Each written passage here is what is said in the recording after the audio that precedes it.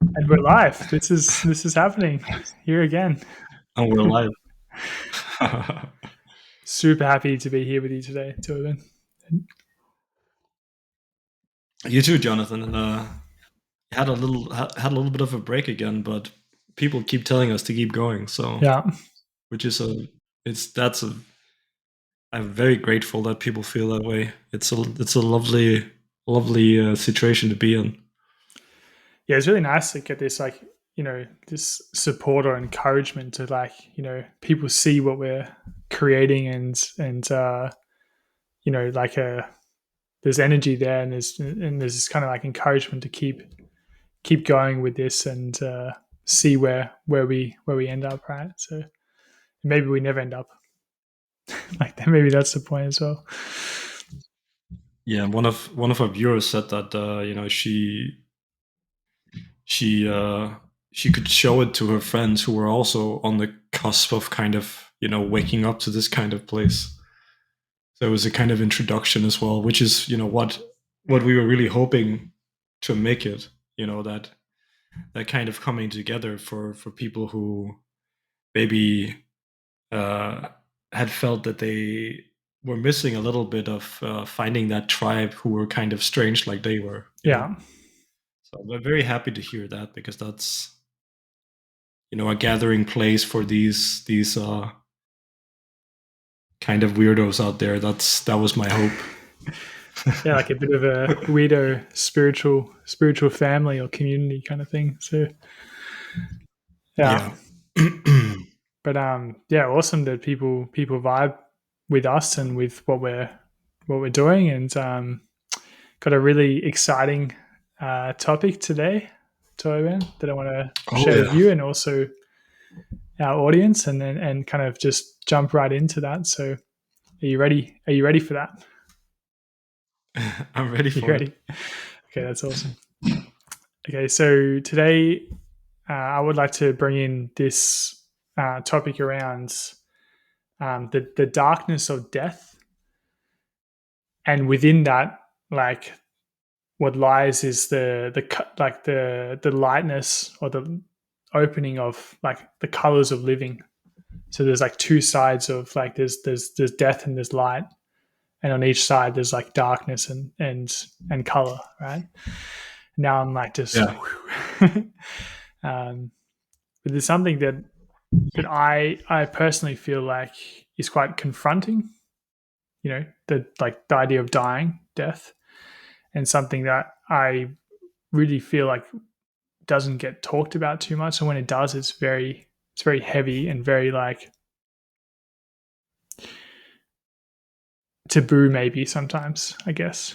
And I think what people Yeah. people miss in that by talking about it or by opening up this subject is that like, well, one thing is for sure that we all have an end date, right? We all have a time in our life that we are going to die, and who knows when that is. Some people may know, but others, for a lot of us, it's unknown. And what I'm kind of in this process right now of experiencing with me and like clients that I'm working with around this, idea of contacting death, is that it can really give a different kind of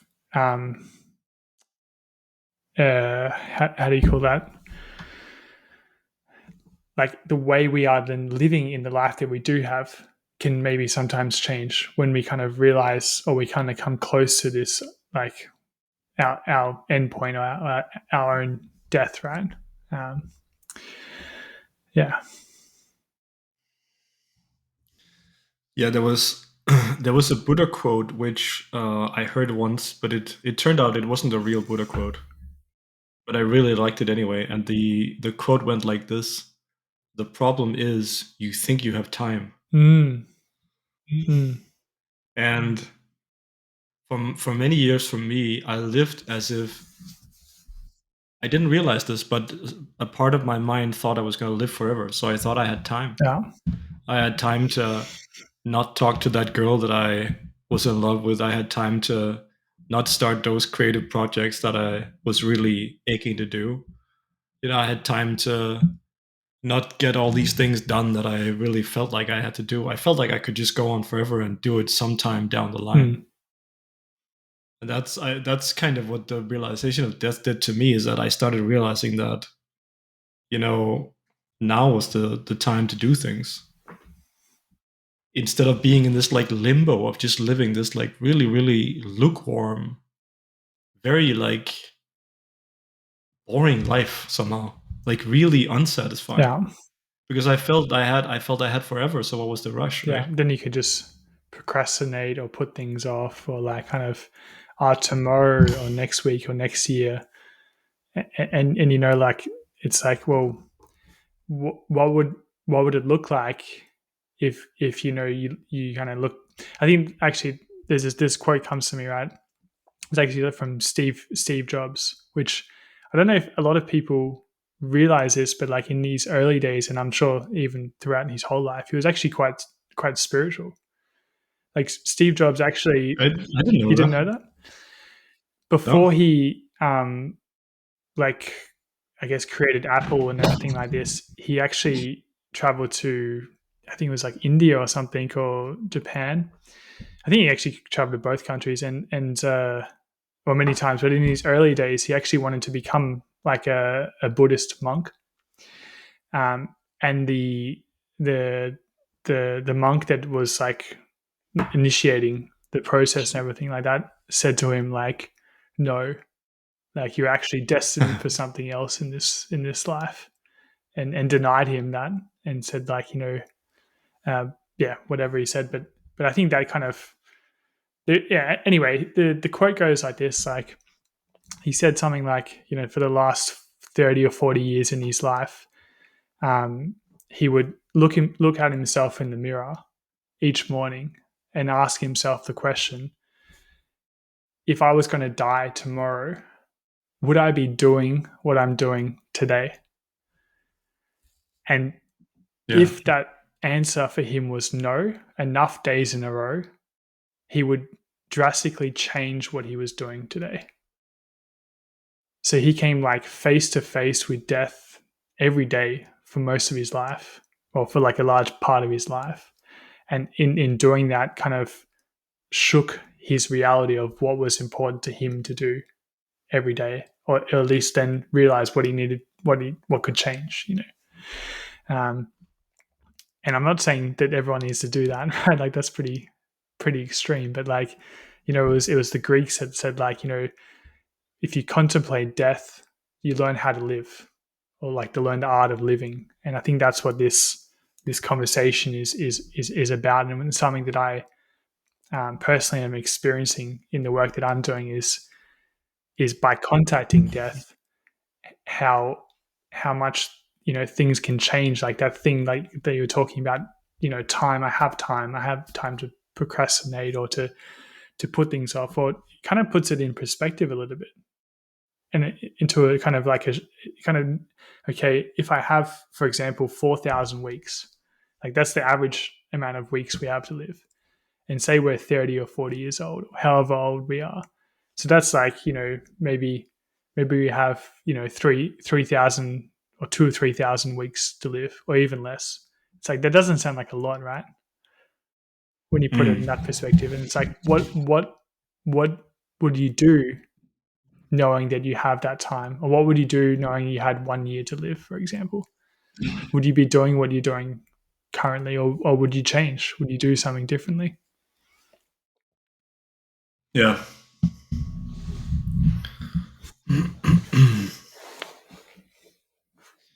And I feel like we have to say there might be some people out there who find the idea of thinking about death a little bit macabre or morbid, Yeah, or maybe depressing or something like that.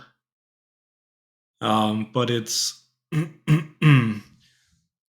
can be a really good thing. It doesn't have to be like a bad thing. It's kind of meant to cut away all the bullshit, yeah, right? the Because when small you things, right? Like the it gives you perspective, and it's not about getting all caught up in dying and getting depressed about it and all this stuff. It's about getting that perspective, like, what am I here to do with the limited time that I have, right? Yeah.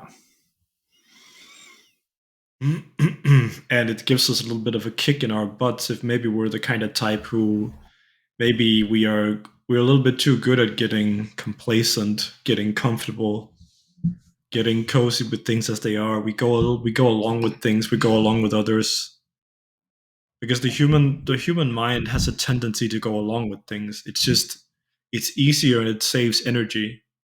There's a there's something economical about it. Our brains just like to keep doing what they've always done. Like be in this kind of And so comfortable the kind of nest or comfortable kind of space within our life, right?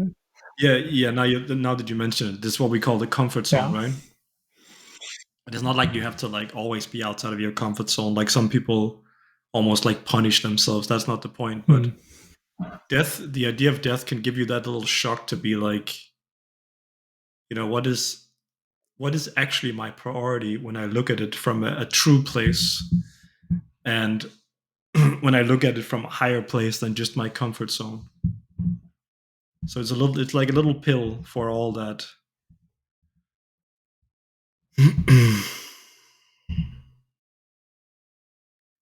For all that everyday stuff that creeps in, and we just just kind of end up, Getting caught up in. yeah, not really doing what we're here to do, Mm. right? And death tells us, well, if you had to get those things done, what would they be? And because we don't have forever, and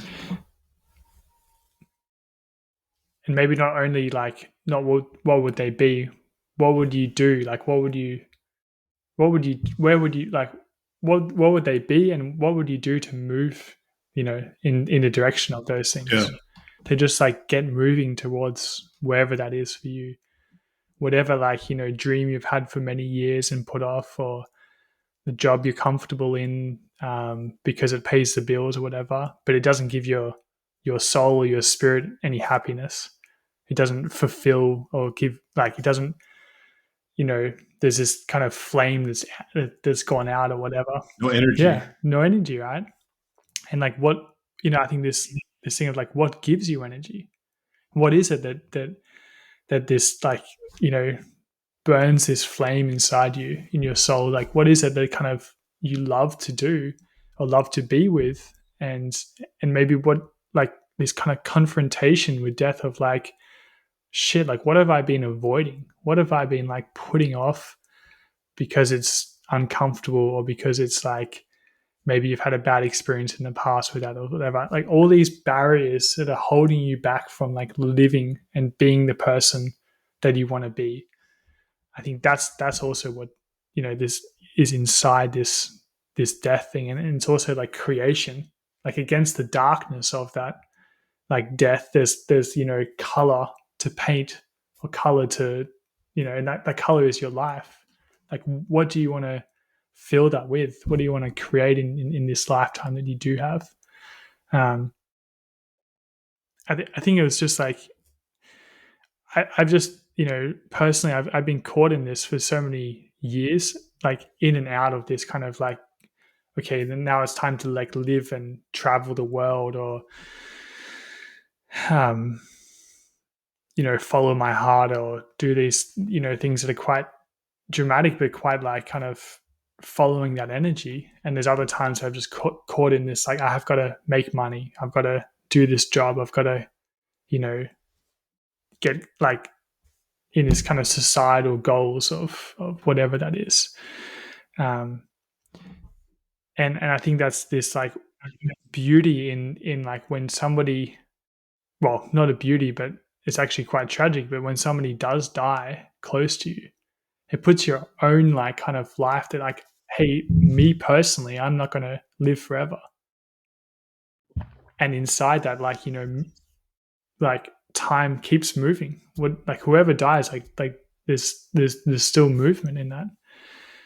And then whatever, like, what would I do? What would I change? What would I do like today, or this year or next year, or yeah, what would I kind of show up like? And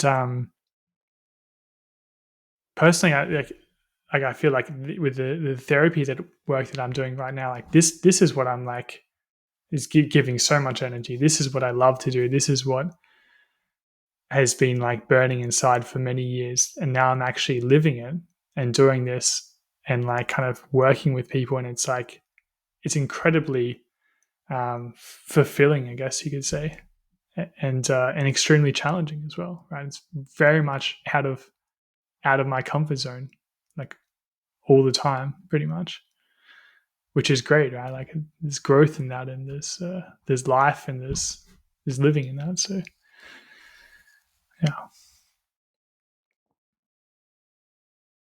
One thing that keeps coming to mind, and I think this is something you'll like as well, Jonathan, if you don't already know it, but someone once gave the advice that if you're trying to figure out what you want to do in life, if there are people out there, they're thinking about death and they're thinking about what they want to do, and maybe they come up to this idea that what is my goal? And goals can be kind of difficult sometimes because, for example, someone thinks, I want to be a doctor or I want to be rich or something. And this person that I heard, they said that that's a static goal. If you want to find out what your real goals are, what will make you happy, you have to look at a dynamic goal, which means don't think about what you want to be, but think about what you want to be doing. mm. And think about how doing that will make you feel. So, for example, if a person says they want to be a doctor, and then maybe they instead they try to imagine what it's like to be a doctor day to day, what a doctor does, then they realize, well, I didn't want to be a doctor at all. I liked the role of being a doctor because it's prestigious, but when I look at the work involved, I wouldn't look forward at all to it. So instead, look at a dynamic goal. What would you like to be doing? What would you like your life to be full of every day? What would you like to be doing every day? Do you want to go around talking to people? Do you want to be sitting with your nose in books? Do you want to be out in nature? What is it that makes you happy? Then make it a goal to make a dynamic goal to be doing this, and then look at what you can do to end up in that situation. Because these static goals, like I want to be rich, well, then someone's going to come along and say, okay, so what then? What do you do when you're rich, right? But if you say, I want to help people, for example, well, that's a dynamic goal. You can do that all your life. That's an activity. And if you know that that's what brings you energy and love and joy, well, then you know what to do. You can make that a goal, and that goal can be fulfilled in so many ways. It's not just being a teacher. There's so many more avenues that you can do it inside, and it may even be in an area of work that you didn't expect, and that can be even better because maybe you've heard about being a teacher, but there are so many ways to help people, and there are ways that might be much more fun for you, so you can be more open if you know what your dynamic goal is. So I was just thinking about this. If someone is confused, like, what do I even want to do? Like, then you can think about, well, what is it that makes you happy? And then you can have the dynamic goal of doing that, you know, you can say, well, in 10 years, I want my life to be, you know, doing this or this or this. Instead of saying, I want to be this, then say, I want to do Yeah, this. That kept coming to mind because I think there's like that's joy and energy, right? That's in the yeah, doing. 100%. And like and what I hear in what you're saying also is that like sometimes we make goals that are like dead man's goals in a way. It's Yeah. like a dead person could make the same like that goal. Like I don't know what a good example of that is, but like yeah, but like uh, yeah, nothing's really coming to me. But then there's like these kind of dynamic goals, which are like what I'm hearing at least is like goals that are based on your values. It's like who do I want to be, but also like yeah, who do I want to be, and then what does that reflect in like the goal, like where I'm moving towards. And I think that's just kind of like when I do this work with other people and myself, what I keep coming back to is like it really shakes me. Like it really shakes me to my core when I work with death because it like kind of it reminds me of like what is what is truly important to me, you know, what is really in my heart, like deeply important to me.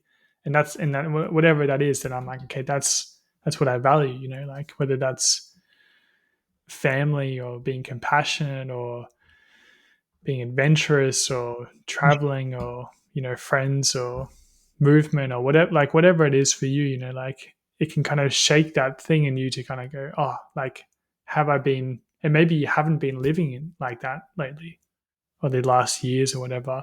And that's also okay. You know, it's also okay to feel a little bit down when you realize these things, because that's also what can shake something in you to kind of change. Like often it's times when we realize the cost of what we've been doing in our life that's led us to this moment we are in now. That that we Oh kind of yeah. get to this low point and we realize, fuck, like, okay, I've been doing this same thing. I've been like, I don't know, arguing with my partner or I've been doing this bad habit or eating badly or I don't know, whatever it is for you. And like we all have these kind of things in our life, right? Um, and I think when we come close to death, we come close to like the what does that cost us in our life? We also get to this kind of realization of like fuck and like this low point, but that also kind of is like this awareness of okay, well I can change, I can do things differently. I can, you know, make the dynamic goal and start moving towards creating the colors of the canvas that I want to create in this life that I have to live. Whether that's 1 week, 1 year, 10 years, 20 years, however long that is for you, you know, you have a limited time on this earth. What are you going to do? What do you choose to kind of do? Who do you choose to show up as? And what do you choose to create? And I think that's like this at the core of this like working with death. That's what it can give you, and it doesn't have to be like you said morbid or like um, you know really depressive and things like that. Although it can be, and at the same time, you know that there's also another spectrum of that, which is this kind of lightness. So yeah, And sometimes we discover we've been putting so much effort into the wrong thing, right? yeah, Imagine discovering that you have a limited time and you've spent a lot of it doing something you don't want to do. And that's what we call this sunk cost fallacy, where we're invested. But I wanna put down the metaphor of the fact that it doesn't matter how far you've gone if it's been in the wrong direction, right? You can always move around. You can always change direction, and it is painful for your ego. I've been there, you've been there, I think everyone has been there, to give up something that was the wrong thing, but we spend so much time in like a business or a job or whatever, suddenly you have to change fields, and people are like, well, if you change fields, you're starting at rock bottom with the salary, with your career, with everything, right? try moving countries. Talk about starting from scratch, right? Like Yeah, it's a but but but it's not a loss, and once you get over the pain of it and the regret and the sadness, you get your life back. You get to start fresh, and you find out that, you know, the wrong thing may be heavy in your bag, but that doesn't mean that it's valuable, you know? Once you let go of it, then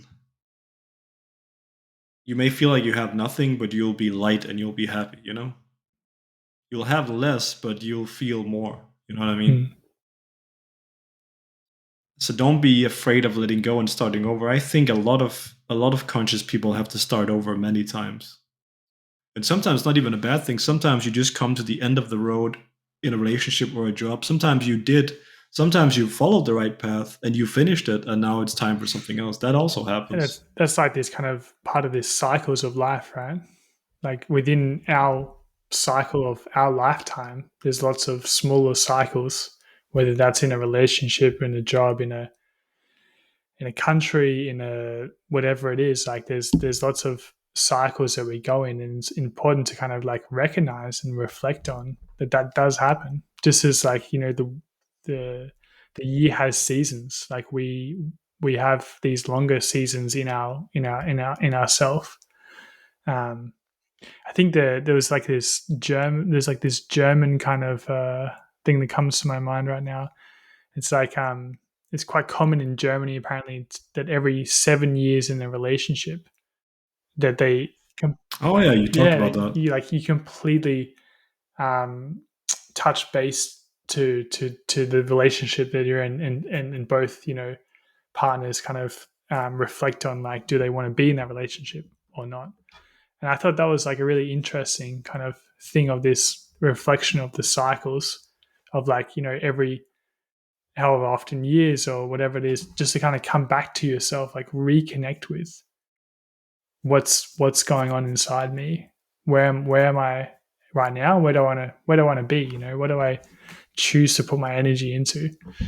And again, just keep coming back to it. It's like that death can wake ourselves up, like kind of shock us into what's important right now, and where we are moving. So yeah. Yeah, and I think it was Wayne Dyer who said that don't die with your music still in you. And sometimes I think of it like don't die with your song still in you. Like get it out and create it, Yeah. right? Before you and I made this podcast, and before I started back in the day to talk about social media, about these things about spirituality and meditation and how to live life on a higher vibration, I felt something unfulfilled in me. Something was missing. I needed a creative outlet for these thoughts, and This is it, Tobin. This is secret. and after we started doing it, like I feel pretty fulfilled, pretty resolved day to day, Hmm. because it was so important for me to have to get that outlet. Yeah. And what held me back was fear. I was afraid, what would other people think? Would other people think I was crazy and all this stuff? But to keep coming back to this idea of death, it was like I could see that this is what I wanted to do. This is what my soul was craving. This is what wanted to be created. It wanted to come out of me. And so, I would chip away at the fear by doing little things, um, moving towards it. And then eventually, when we met each other, I was so used to just doing what I wanted, even if it was scary.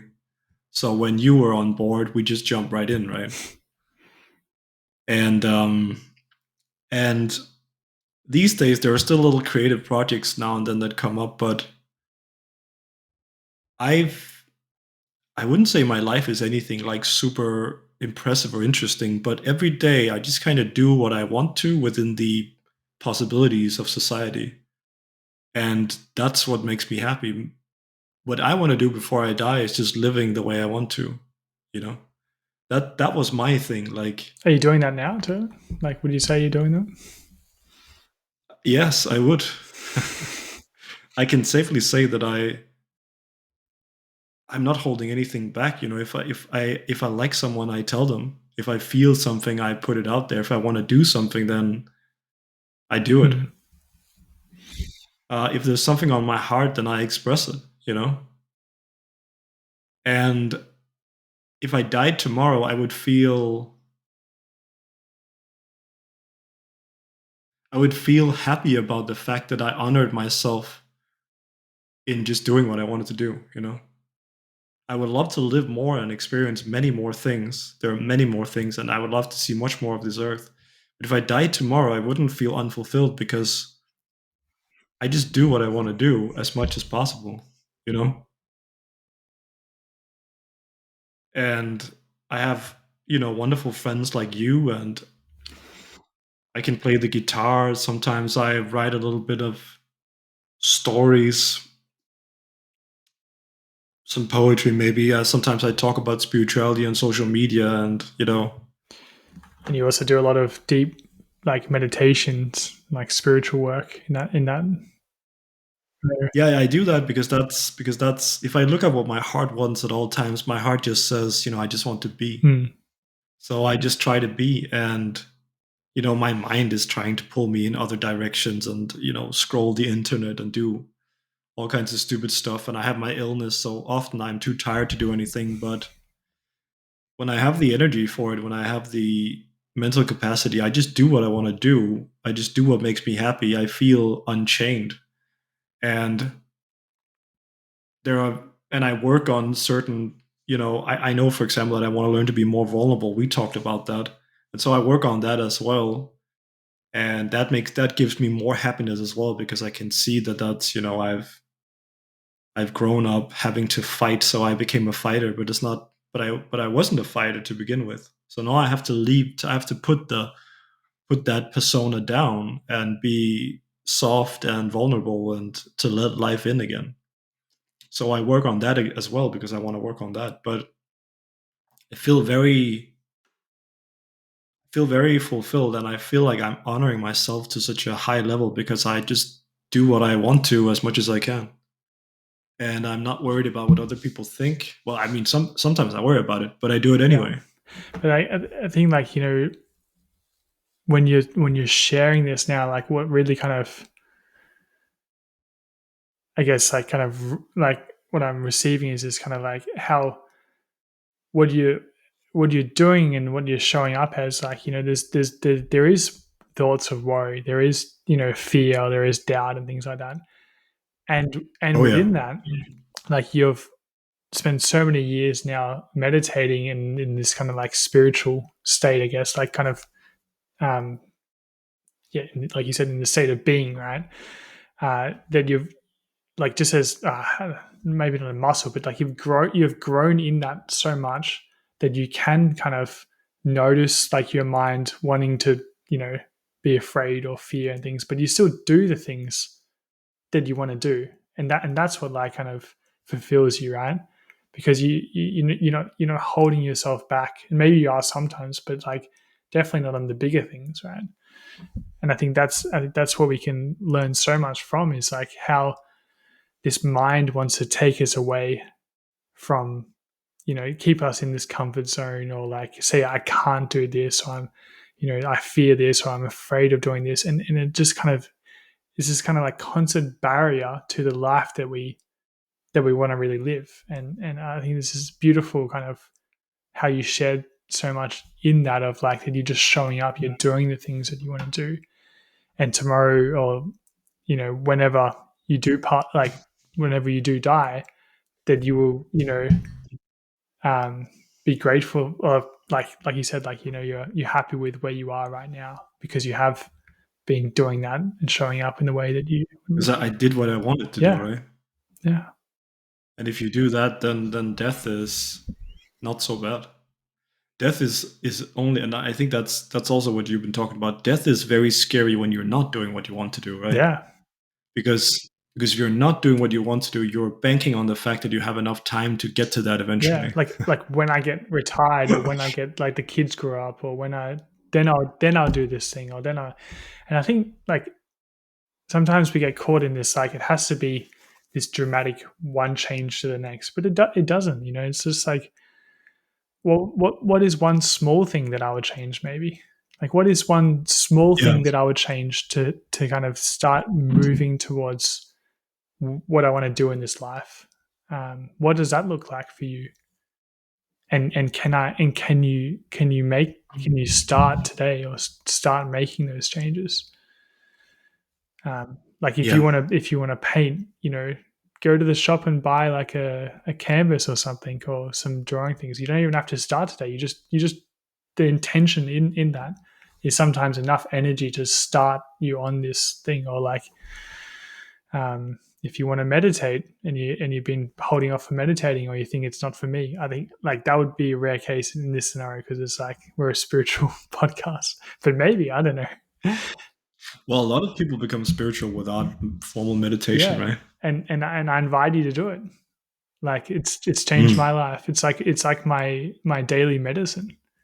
Um, I yeah, literally just meditate every day. Like it's a non-negotiable. It's like, yeah, it's like medicine for your mind, body, soul, everything. Like I can that's what I it can is. really Meditation is medication. meditation is medication. I That's love that. That's what it is, and there are a lot of mental problems that cannot be cured any other way.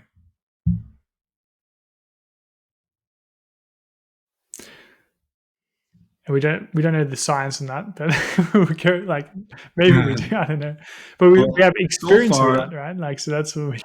so far, psychology, psychiatry, medication has not been able to cure many things that I say can be cured with Yeah, meditation. That's what I'm saying. and I think that's like one of the things that I really hold close to me is like that belief because I've experienced it in my own life, right?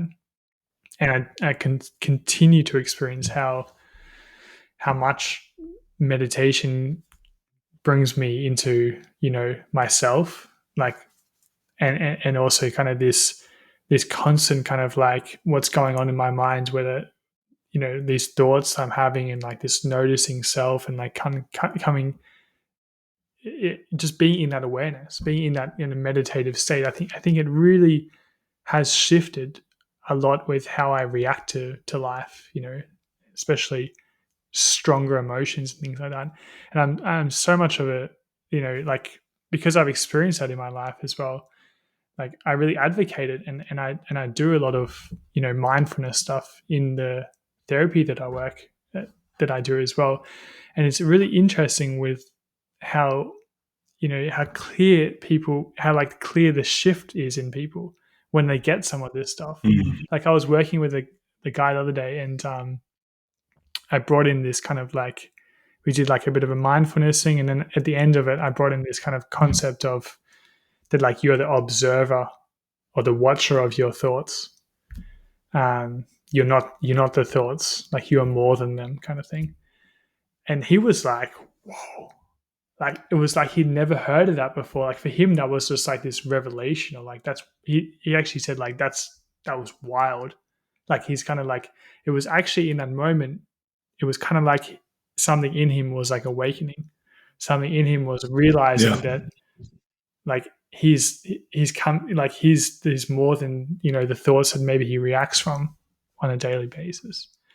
And I think that is such a gift. And if we can work with that and train that, like it can really help us so much in our life with moving, with getting to where we want to be, or do the things that we want to do. And like there will be barriers. It's not like this stuff is easy, right?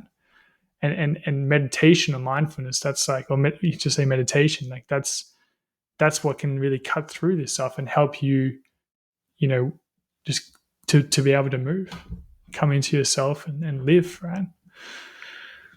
yeah.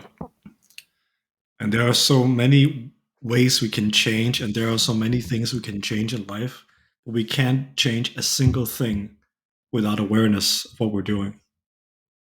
Because we can't change it unless we're aware enough to see it. Mm. So awareness is the core. What is also called mindfulness, that is at the core of all change, because you're not going to change anything unless you start looking at it when it happens.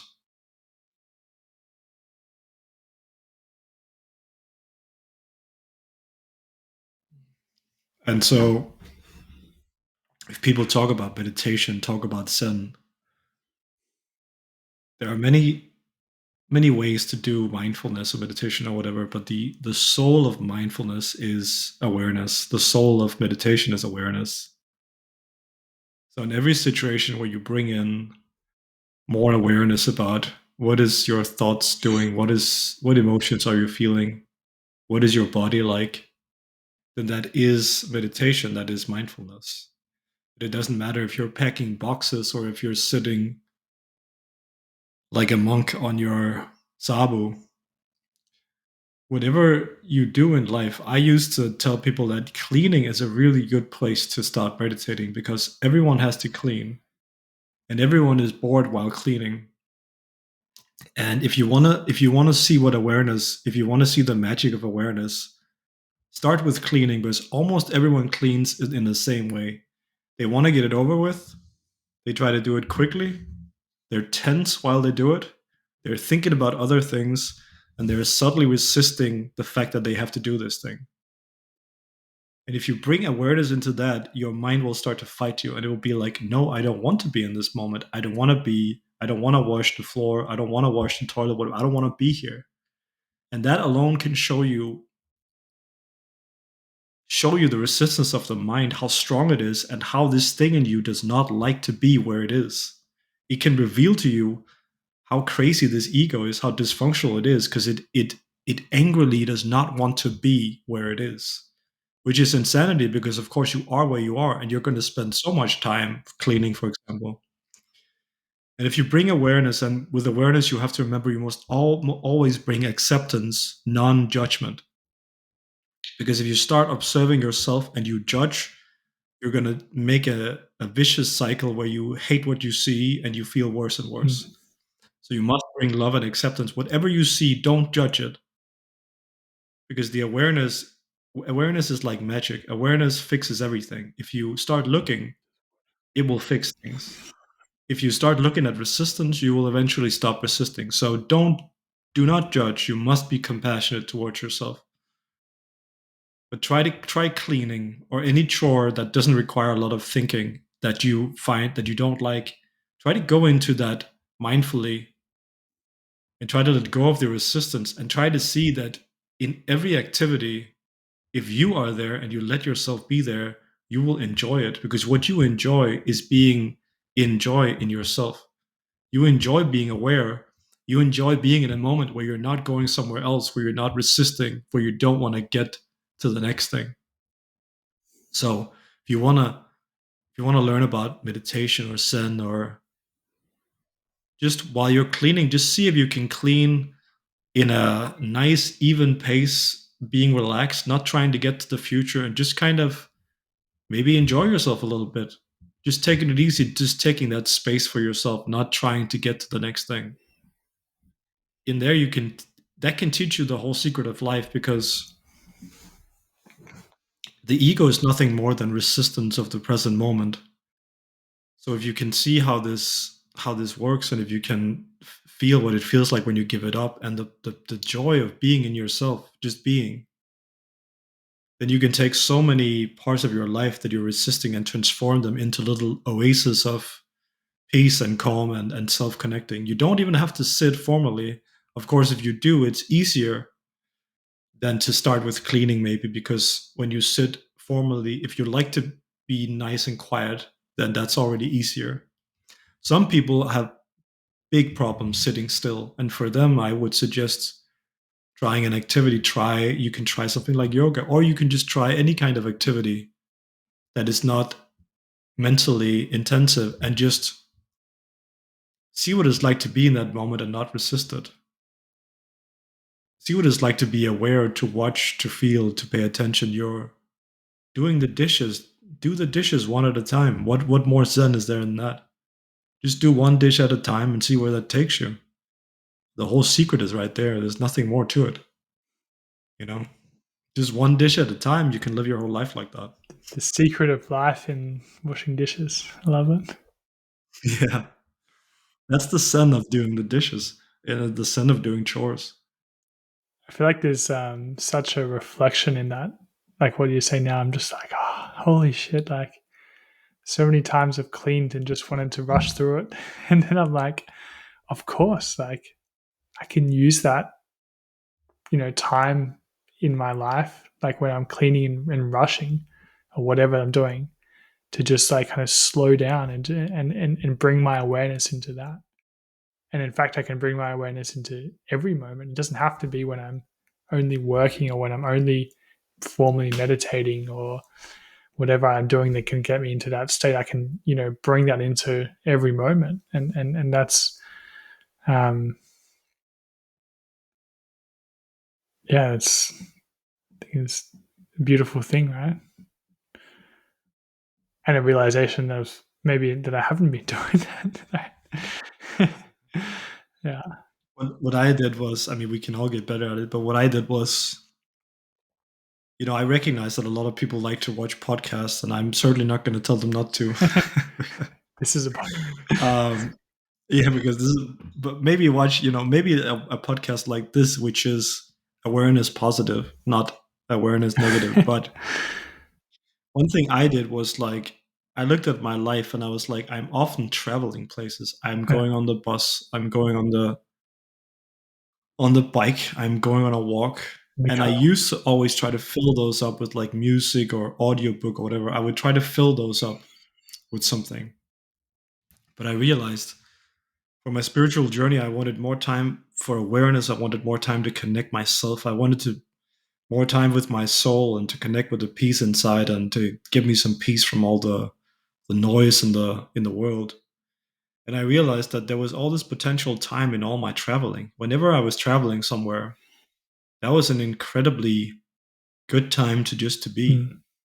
So nowadays, whenever I'm walking somewhere or biking somewhere or sometimes on the train or on the bus, I'm on the phone just because I don't enjoy that as much. But when I'm biking or I'm walking and I'm out moving and feeling myself, I dedicate those times to meditate and be aware because we spend so much time getting from one place to another and our mind always wants to skip ahead and get to the future. So there's a lot of potential in taking these little segues and expanding them into consciousness. And you can find yourself wherever you're going like that. And everyone does it. Everyone has to travel somewhere. And you can and you're probably going somewhere where you're going to need to do something. So you're probably going to go from chaos to chaos to chaos. So these little gaps in between can be your time to your time to connect with yourself. And like you were talking about, Jonathan, what I discovered like 10 years ago, it was like I would bike from my home to my work. And when I got there, I would realize I've been thinking every second of the way. Mm. And usually I'd be resisting the whole thing as well. I'd been like tense because I was like, I don't want to travel. I don't want to go on my bike for 30 minutes, like, and then thinking and escaping into my mind and resisting. And my body would feel bad because I was not present or anything. And I'm gonna be honest, it took me years to do this because like I hated biking. Still still don't enjoy it that much. But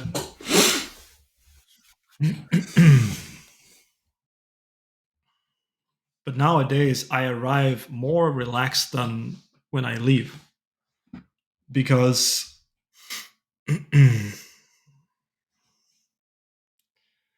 it's just a perfect time for like me time and it really settles you and connects you to yourself. And then when you get where you're going to work or to family or whatever, you come up in a good energy as well, and that changes your whole life. That changes your day at work. That changes like you come home to your family. You've been at work all day. You're stressed, whatever. You sit in the car. You listen to the radio. You're thinking all the while. You're just gonna continue that energy when you get home. But if you just turn off the radio, drive down the road and you connect with yourself, you're gonna come home, you're gonna feel good, you're gonna meet your family in a different way. You're gonna be compartmentalizing all this shit from work. And you're gonna fight less and you're gonna have more fun when you get home. Who doesn't want The who doesn't energy you want that, show right? up in. Yeah, the energy you show up in changes and everything. and it's such an interesting thing because like what what I see or what I hear and what you're saying as well is like this like putting our like or being conscious of those gaps in the day when we can kind of reconnect with ourselves or bring our awareness or meditate. You just call it when we're meditating, right? And the thing is when we don't do that, we fill that time either with things that we're like listening to or whatever.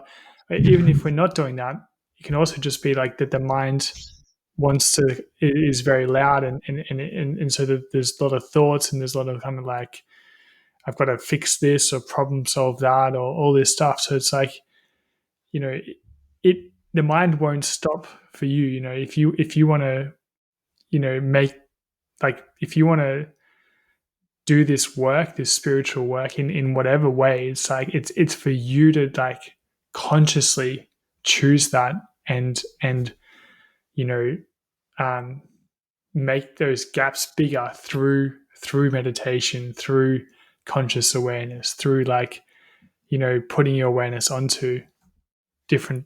moments of the day where you can, it's kind of like a practice or like a way of being, you could say, or a way of being in whatever moment you're in. Um, and I mean, like, this thing of, death, right? It's like, do we, you know, if we reflect on now, like the last year or the last week or month or whatever, it's like, how much of that time have we just been caught up in our heads, like in the future, in the past, and problem solving, and like, being busy, right? And it's like, are we really going to remember that when we're on our deathbed, or are we going to remember those moments in the day that we treasure, those moments that we shared, like this moment now with you, or like when we're with our kids, or when we're seeing our client, like life's changed before our eyes, or when there's something meaningful happening and you're actually present enough with your awareness to treasure that moment and to be there in that moment. That's what I believe that we'll remember on our deathbed. Those moments in time when we're actually present and aware and there with whatever is happening. Like, that's joy. That's like, love. That's these things that we will reflect on, and that's also, you hear a lot, like, where, well, I don't know a lot of people who are on their deathbed, right? But like, actually I do. Like, my grandparent last week came close to death, and talking with him, it's like, it really kind of brought up a lot of sadness in me of like, whoa, like, life doesn't last forever. And, this person's really close to me, and like, it kind of made me reflect on like him as a part of my life. And also that, my life doesn't last forever. And it's like, okay, seeing him also there, it's like, there's a certain peace in that. And I think that's what, like, when you come to close to the end of your life, people say that, like, you also find a certain sense of peace in the world. And it's like, we don't necessarily have to get to be 90 or 100 years old to experience that peace. We can also come close to contact with death earlier in our life to experience that same peace, that same awareness, that same reflections of what has been, and where, and like the life that we're living right now.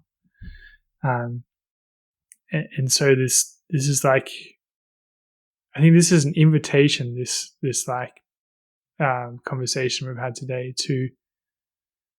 to shake a bit, to like wake up to your life, and wake up to what's important in you. What do you want to, like, not only what do you want to, but if you have the time that you do on this earth, like, what are you going to do? What are you going to choose to do in this lifetime? And how much of that life moving forward do you choose to be in this state of awareness, in this state of like kind of treasuring those moments, and being conscious of whatever you're doing?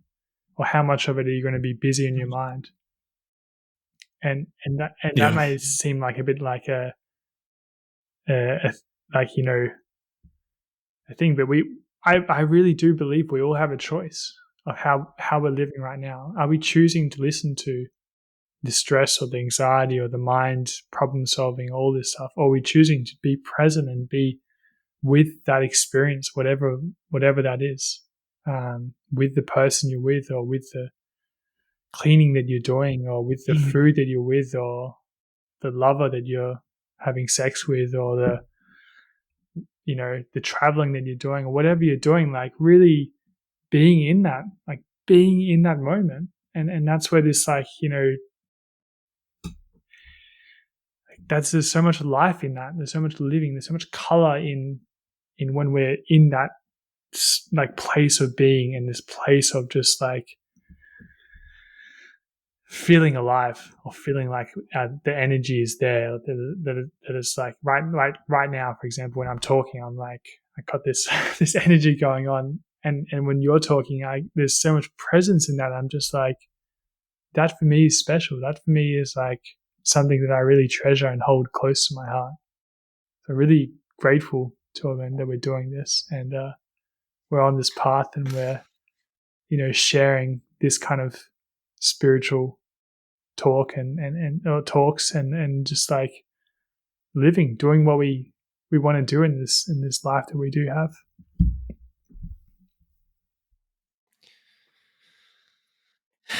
Yeah, I really appreciate it as well. And it reminds me, someone said once that God is always knocking on your door, but you're never home. You never enter, right?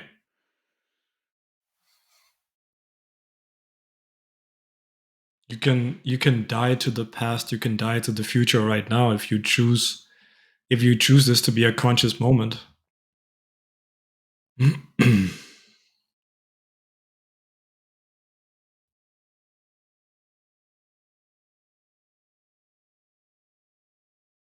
The choice is yours. And you know what? We're not all perfect, right? Like when Not we at talk all. about awareness, like, man, there's times these last days where I've just been caught up in my mind, just like getting from one, just like in almost in surviving, right? And I think that's like the beauty of this stuff and meditation, and this path is like just like noticing when you come out of it and also coming back, and like coming out and coming back, and like this kind of intention of just keep coming back to your awareness, to this conscious moment. And that's what I really love to learn about you and this podcast, and this whole community, and this spiritual kind of um, world, or this spiritual kind of place that we're in, right? Is that like it's this kind of anchor for me just to keep coming back to this stuff, because this is what I treasure, this is what I love. And I'm like, if I get to the end of my life and I haven't been on this, doing this spiritual work, then I know for sure that I wouldn't have like shown up to the full like capacity of what I wanted for this lifetime. And this, spirituality for me is that path.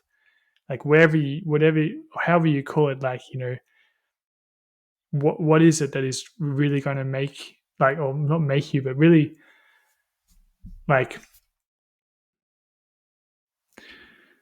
how do you even put that into words? But like, I don't know how to put that into words. like the like the person that you want to become or be in this lifetime. You know, can you get there without spirituality? I'm not sure if you can, and or maybe you can, but I think the spiritual path is so much richer and so much full of color and energy. So Maybe you can, but will you enjoy it if you're not there to feel yourself in the middle of it? probably not. What good is it for a man to gain the world if he loses his soul? That was what Jesus said. No good at all. Yeah. Because even if you get everything you want, you can't really feel it because you're not there. You're just on to the next thing. Lost in your mind, taken by the machine. So take your life back. Choose to be conscious. Take it back. Choose to be aware, and do the spiritual work. Like whatever that looks like for you. Make it work for you. Whether it's cleaning, whether it's sitting down doing a formal practice, whether it's going to therapy and like helping, like getting help from somebody who can be out of your life and kind of bring in some skills and things, and just kind of be your guide, I guess you could say, like emotionally, like mentally, spiritually, all these kind of things, or whatever that looks like for you. Like it's your path, and it can be an extremely colorful life to live. So, and it can be really dark as well. So that's like there's both in life, right? Yeah.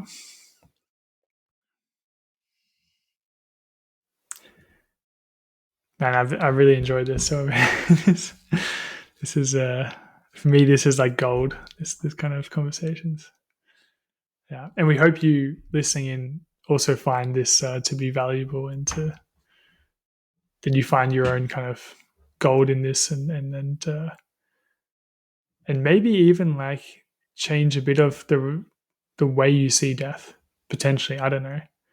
I know for me, for example, like I've really had a challenging time confronting the idea of it until quite late, quite recently. Sorry, and it's a so it's a new thing for me as well. And I think I'm just in this opening space of this whole thing. So, any final words, Jordan? For the podcast, not for this.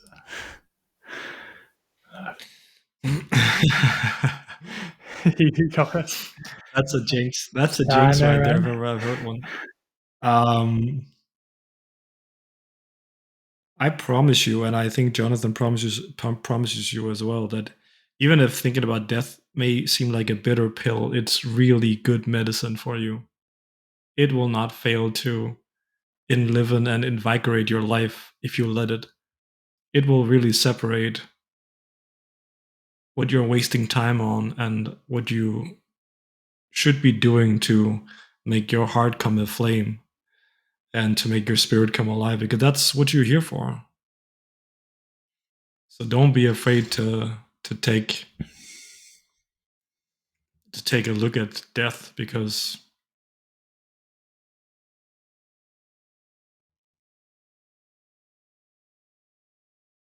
it's not as bad as it seems. I think we're gonna end on that note. How does that sound to it? But thanks for listening, and we're really happy that you're here with us on this path. So and also please do feel free to comment with any kind of suggestions in upcoming episodes, or if you want to be a part of the Conscious Caravan, if you want to be a guest, we're also very really open to that. Mm. And if you're interested in any kind of spiritual therapy in any way, you can see our links in the description below and get in touch. So yeah, have a good day. Yeah. And see you on the See you on trail. the yeah. See you on the trail.